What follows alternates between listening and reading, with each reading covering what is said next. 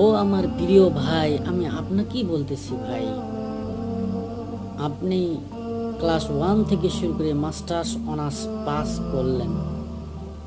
আদৌ আপনি কি 10টি সূরা মুখস্থ করেছেন? আপনি কি কুরআন শরীফ পড়তে পারেন? আপনি কি 10 জন সাহাবীর নাম, 10 জন সাহাবীর জীবনী পড়েছেন? আপনি কি 10 জন নবীর নাম এবং নবীজির জীবনী পড়েছেন? আপনি 20 বছর এই লেখাপড়ার জিন্দিগিতে আপনি পরকাল সম্পর্কে কতটুকু ধারণা করেছেন? ও প্রিয় ভাই, আপনি তো বেঁচে থাকবেন না, আপনি তো একদিন এই পৃথিবী ছেড়ে চলে যাবেন।